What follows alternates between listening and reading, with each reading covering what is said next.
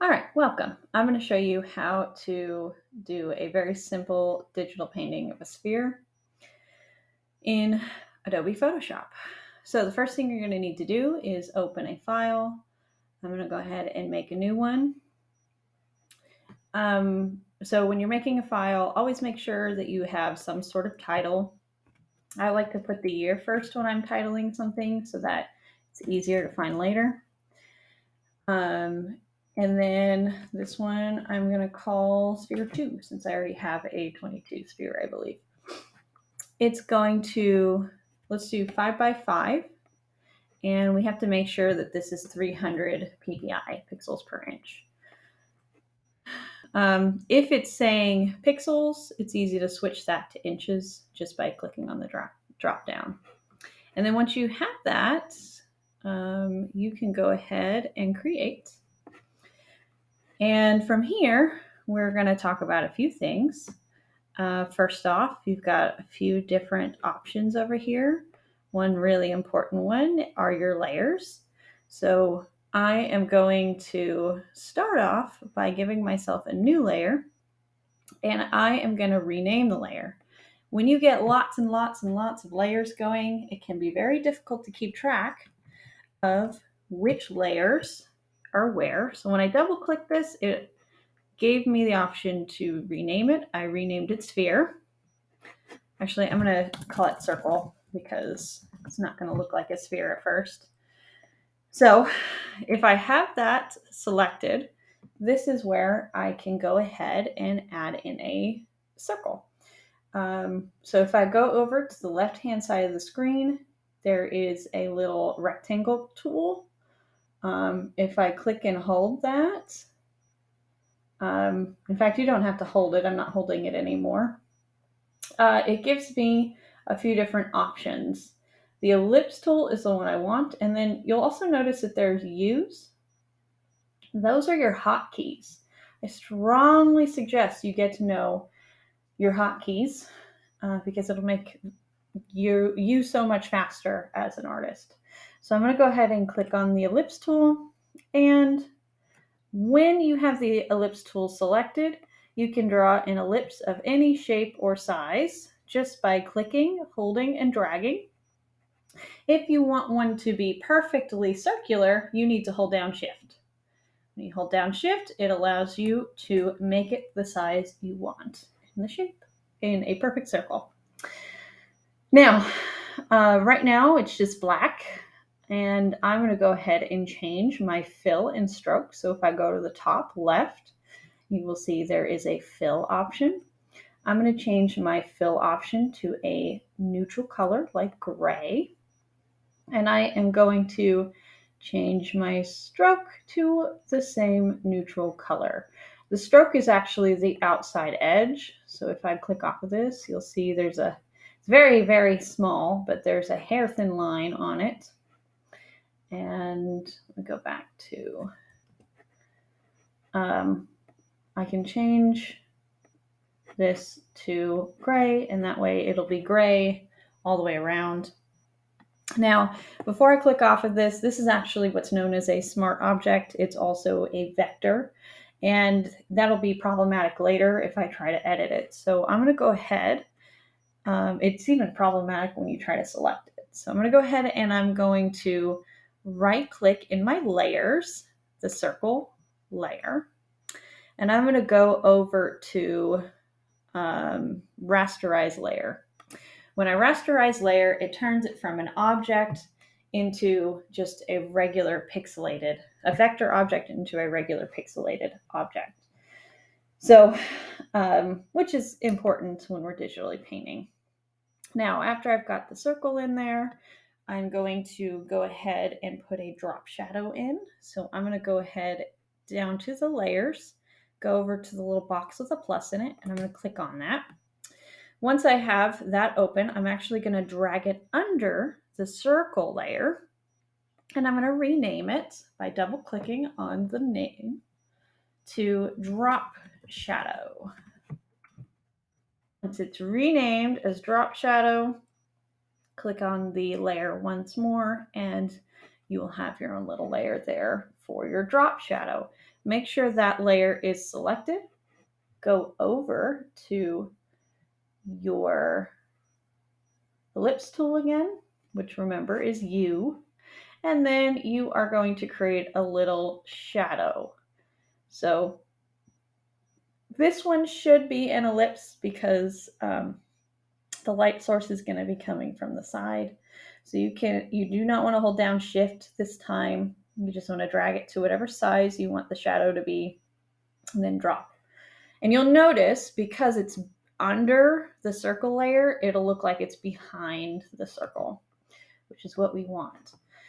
So I'm going to go ahead and go to the top right, the move tool, which is also V for your hotkey.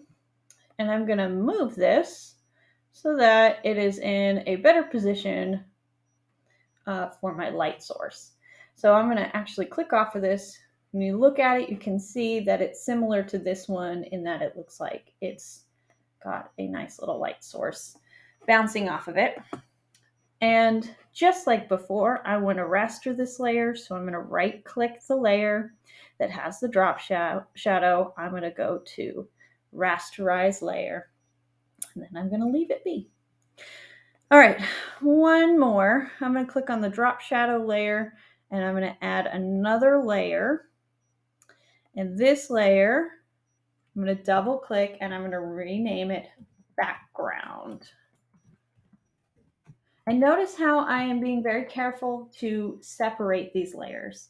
You'll see why that's important later. I'm going to rename it background, and I'm then going to go to my ellipse tool, but this time I want the rectangle tool. Now I'm going to do one more thing. I'm going to put this background behind the drop shadow. So I'm just going to drag and drop it from this layers panel. And then I'm going to go ahead and draw in a background. We can have it go about halfway down the circle. And that way it gives us a nice space for our background. Just like the previous ones, we want to make sure that we right click and rasterize that layer. So now what you see here is we have a circle with a drop shadow and we have a black background. Now it looks very flat, but we're still conveying a circle in space right now. So we just need to now make this look round, or I guess all the way curved, three-dimensional is I think the word I'm looking for. So I'm going to go ahead and I am going to do a few things. First off, let me show you how to group these layers. So I'm going to click on the circle layer. I'm going to hold down shift and I'm going to click on the background layer. If you have them organized like mine, that should select your circle, your drop shadow, and your background.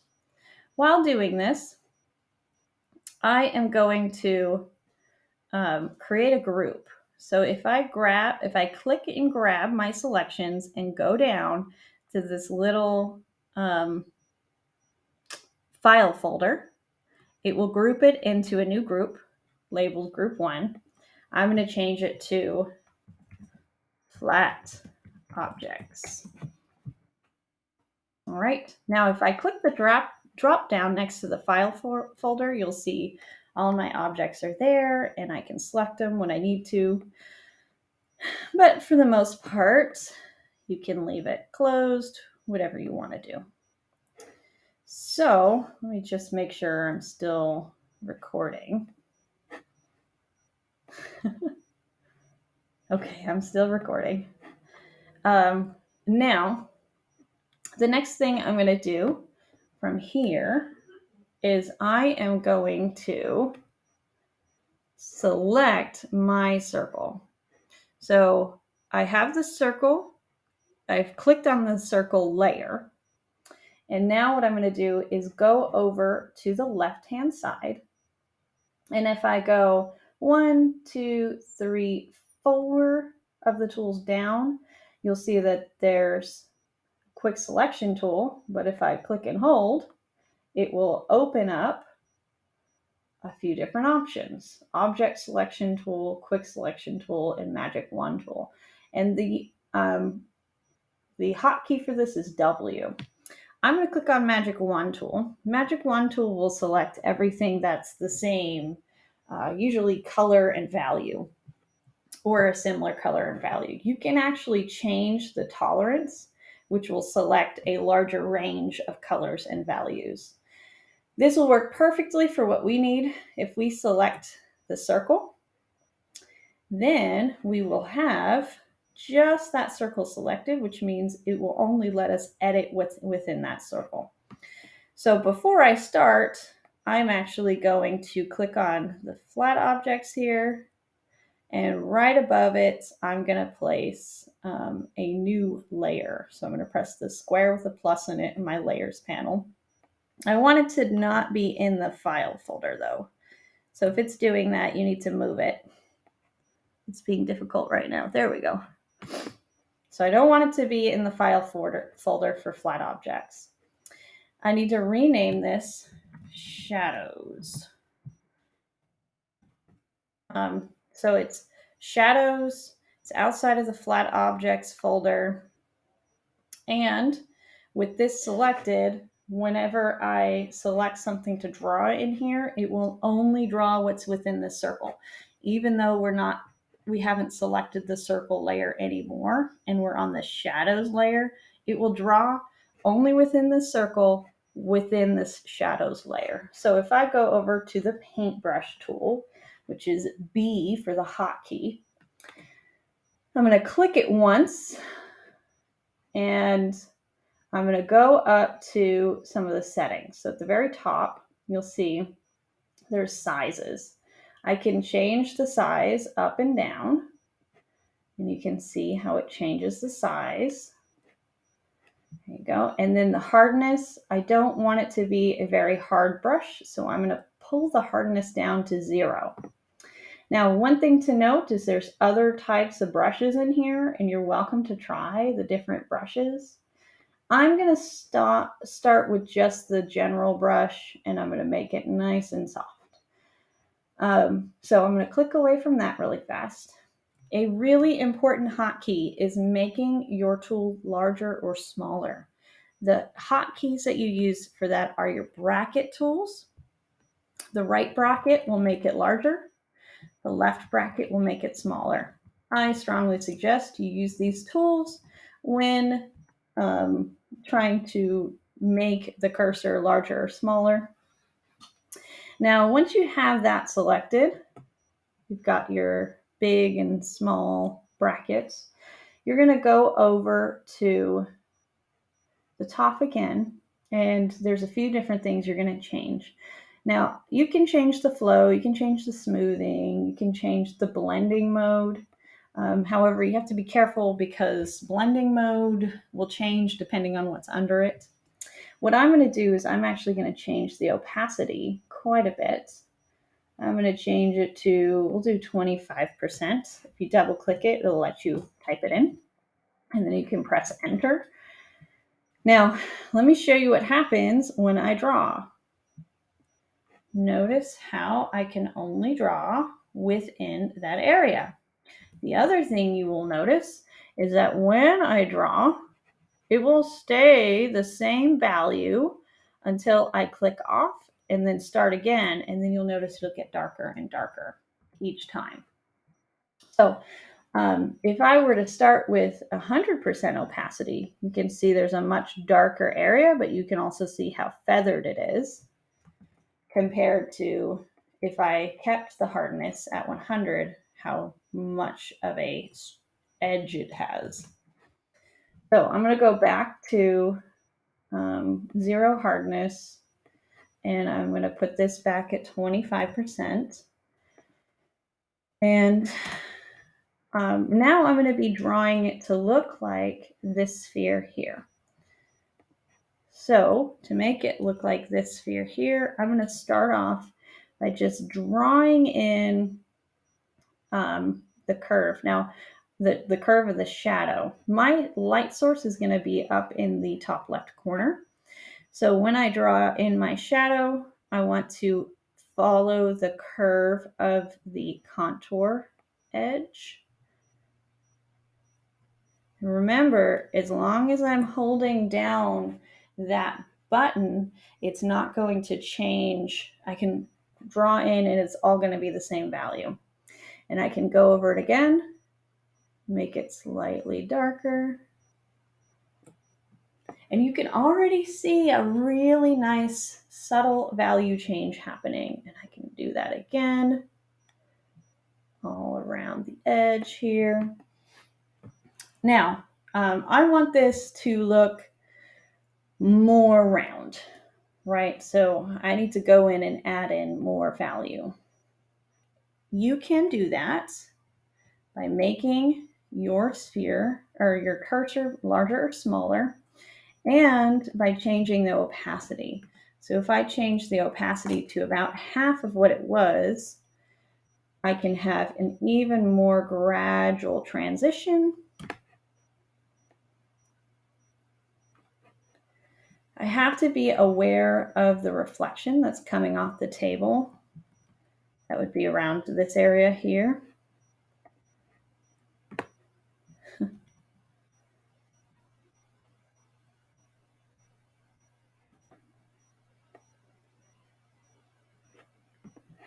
And as I'm going, I can make this a little bit smaller.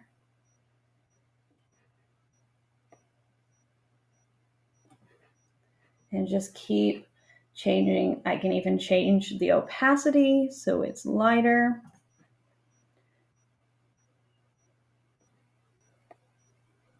Now, one thing you're probably going to notice is you can see the tool you're using a little bit, the curve of it. So if you look right here, I can see the edge of the tool. That is something you can fix with a few different items, which I'm going to show you in a minute here. I'm going to keep darkening this slightly. You can always go back and forth between them. So if I wanted to change this a little bit, I could go to, and first I want to point something out first. If you look at the shadows, you can see now the circle that I've added.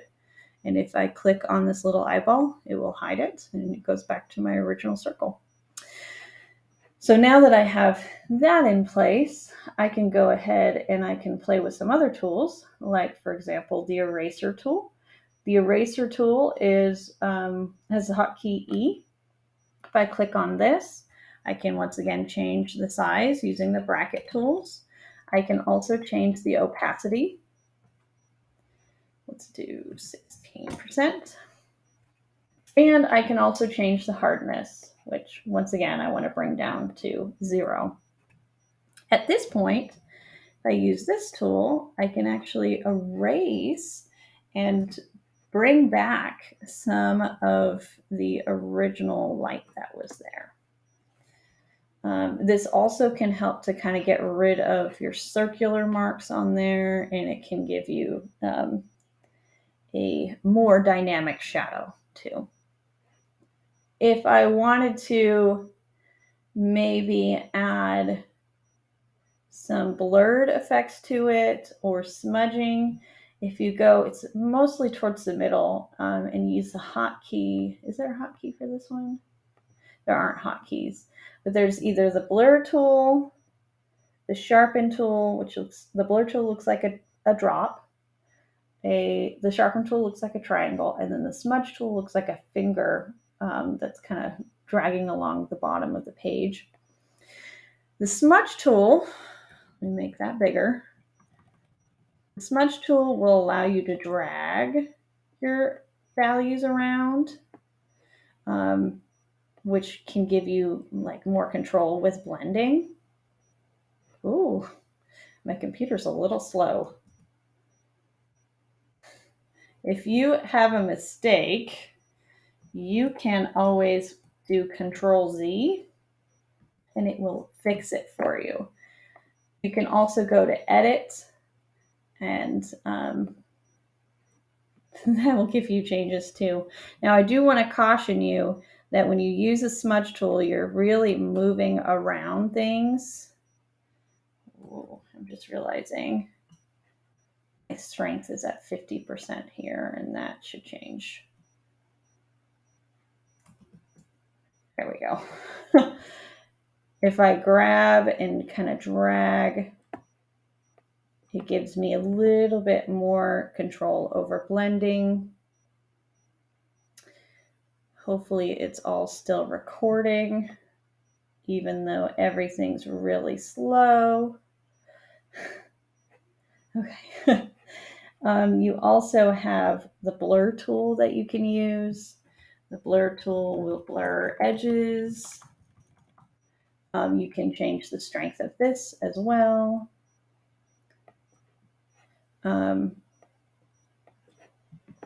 So just be careful if you're going to use any of these tools, especially the smudge tool.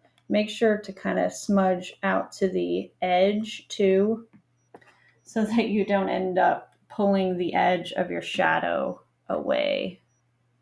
I'm just realizing I'm on the wrong, somehow got to the wrong layer. That's weird. Computer's having a hard time recording and running Photoshop. There we go. Okay. And you can see right at the edge here where it's kind of come free. It's really important that you drag it all the way to the edge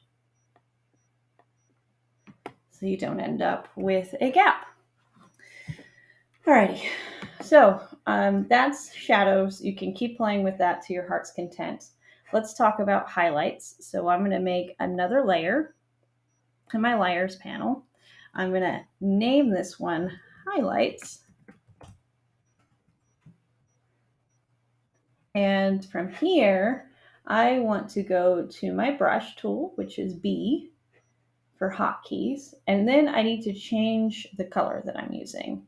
So it should be really soft. It should also have a very low opacity. I'm actually going to change this to 16%. And then I'm going to change the color by clicking on these two little dots down here. And then I'm going to drag it up to the very top corner. So my RGB is 255, 255, 255, which would make white. Now, because everything's super soft, I can start off by making a nice big circle. Make sure your highlights layer is selected. And then I can just add the brightness to where it needs to be. And you can keep going as much as you need until you've got a really nice, vibrant highlight. Now that all of that is done, it's time to deselect. So I'm going to go ahead and I'm going to do a deselect. You can do that by going to select and deselect, or you can do what I do and you can use the hotkey, which is Control D. Oops, there we go. When you deselect, those little zebra lines will go away, and you'll be able to see your sphere starting to look really nice. The next thing I want to do is I am going to put some more shadows in. So I'm going to select shadows, or actually first I'm going to select the drop shadow. I am going to go ahead and actually I don't need to do the drop shadow. I just need to select shadows and start playing with the background. I'm thinking I might want to highlight the circle again. So I'm going to go to the circle. I'm going to click on my magic wand tool, which is a W, and then I'm going to select the circle. I'm doing this because I want to invert my selection because I don't want to do inside here. You can invert the selection by right-clicking it and then going to select inverse, or you can do Control I which will invert the selection to everything else. Wait, hold on. Something happened there. Shift Control I, I'm sorry. Shift Control I. There we go. Now we have the inverse selected. Everything but the circle should be able to be drawn on. I'm going to go back to shadows and I'm going to start adding in some shadows. So go to my brush tool, which is hotkey B. Go to my colors down in the bottom right. Move my cursor down to the very bottom so that my RGB is 0 in all boxes. And then make sure it's got a nice opacity. Make my cursor large. And as you can see, what I did is I blurred everything, especially to the right of this ball here. I'm sorry, I darkened everything, especially to the right of the ball. So I'm going to go ahead and add in some shadow. And it's very light to start, which is a good way to start. And then I'm going to add in some more. And I'm going to add in some more. And keep going until I am pleased with how dark it is. Oh, I didn't like that.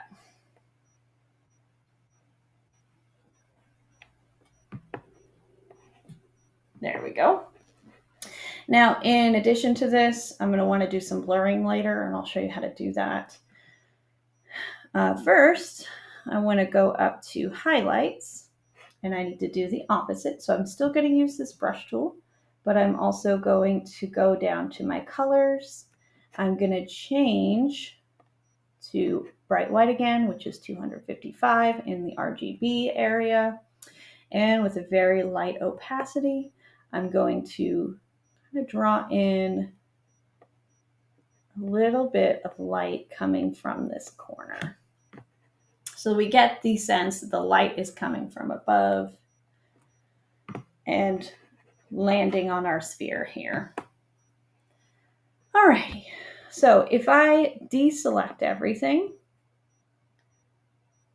actually, I'm going to add a tiny bit of highlight in my shadow here. If I deselect everything, which remember is Control D, then what I should be able to see is, I don't know if I like that shadow or that highlight being so bright. I'm going to lighten it a little bit.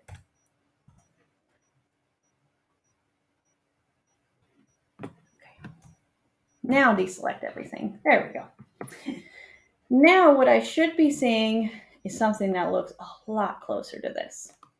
The only issue is that even though everything looks a lot closer, we still have some issues with everything looking so sharp. So what I'm going to do is I'm actually going to do some blurring. You want to do the blurring towards the end, because if you do the blurring too early, then you may have some difficulties selecting your objects.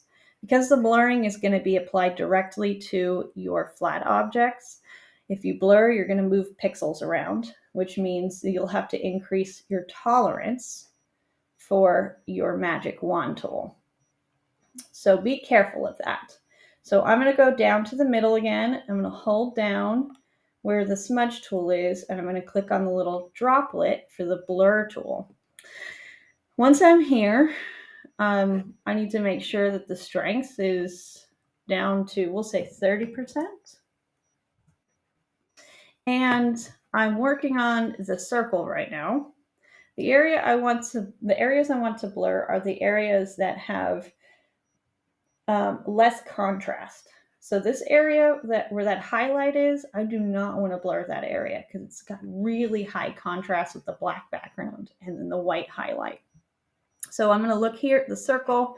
I'm going to go, okay, so circle layer is selected. Go around the edge, and I'm going to just fix that edge so that it's not quite as sharp. I can make it a little smaller, blur it a little bit more. So I've got just a little bit of a fuzzier edge. I'm going to do the same at the base here.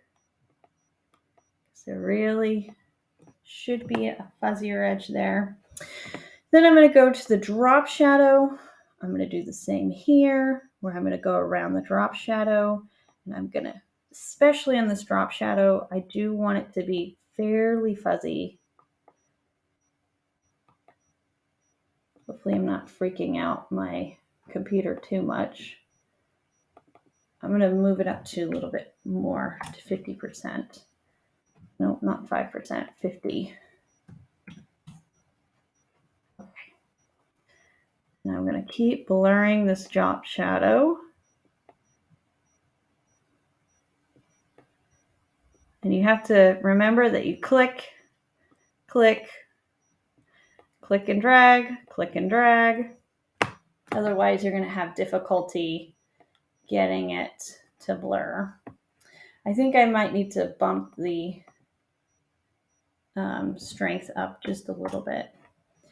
I want this edge to be a lot more blurred.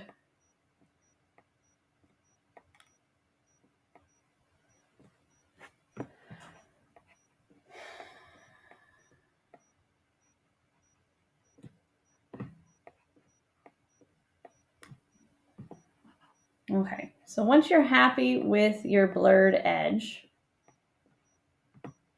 then we're going to do one more on the background.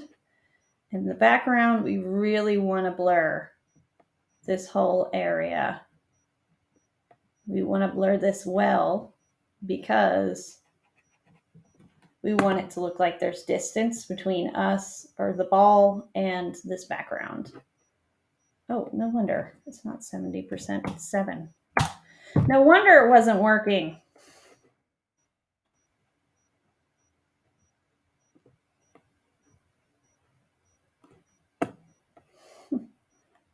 Going back to the drop shadow because it was blurring at 7% instead of 70. Okay.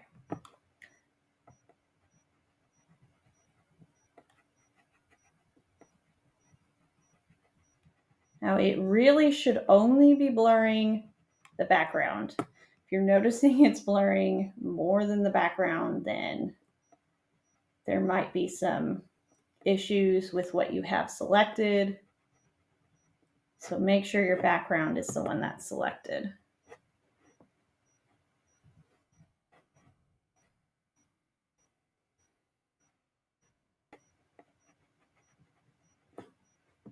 Alrighty, so I have the drop shadow is blurred.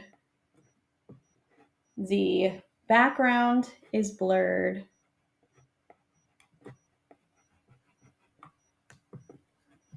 I have a round looking sphere.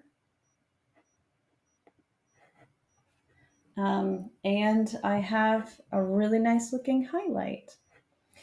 So once you're done with this, the next thing you're going to do is you're actually going to save it. It may be a good idea to save while you're working continuously so that you don't lose anything should something happen to the one you're working on. You definitely want to be careful too. The internet's not super trustworthy. So you're going to go to File. You're going to go to Save As. Now I want you to save this both as a JPEG and as a PSD file. You can save online, and when you do that, make sure you have the right title on there. And it's saving as a PSD file automatically. If you want to export it as a JPEG, you're going to go to File, Export As, and then you can change it to JPEG.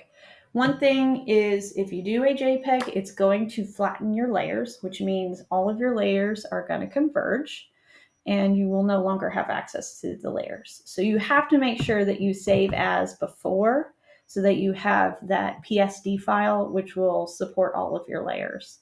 And then once you save as a JPEG, make sure your quality is high, and not save as, export as a JPEG, you're going to click on export, and you can save it to your computer, or better yet, save it to your flash drive. You can even save it to your computer and then upload it to Drive so you have access to it. But there you have it. That's how you make a sphere in Photoshop. And that's all the layers you should be using, teaching you how to use the selection tool, teaching you how to use the brushes. Feel free to experiment as much as you'd like with Photoshop. We're going to be using it quite a bit in this class. Thank you for watching, and I hope that you enjoyed.